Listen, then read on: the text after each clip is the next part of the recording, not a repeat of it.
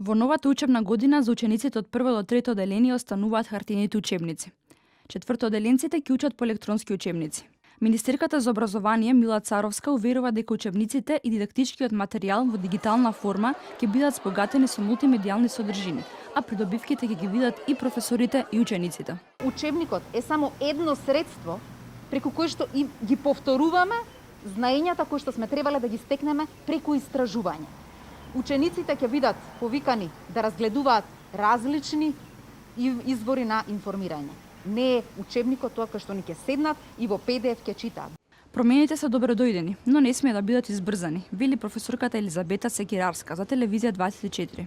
Многу семејства и училишта според неа имаат екзистенцијални проблеми, а немаат и услови за целосно спроведување на наставата. Може би малку се брза, навистина, може би нема доволно време, ги гледаме реакциите на родителите.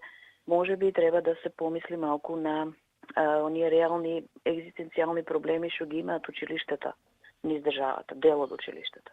Во смисла на тоа дека имаат проблем самите училишта околу санитарните јазли, она што е навистина базичен проблем.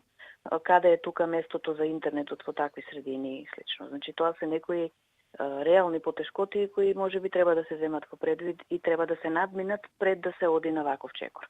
И од првата детска амбасада Меѓаши вела дека за промени е потребно време и анализи, за да се дискутираат можните проблеми од кои ќе се видат позитивните и негативните страни.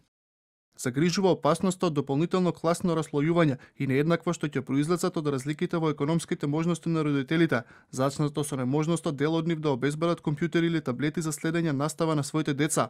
Најавата дека државата ќе биде одговорна за секое дете да има пристап до уред, за жал се покажа неточна.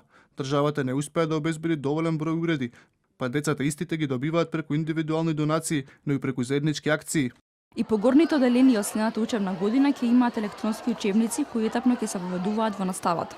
За учениците со оштетен вид ќе се изработуваат и учебници на Брајово писмо. По новата концепција за основно образование, владата усвои целосно нов закон за учебници, каде фокусот е ставен и на дигитализацијата и на други форми на достапност, покрај хартиената верзија на учебниците.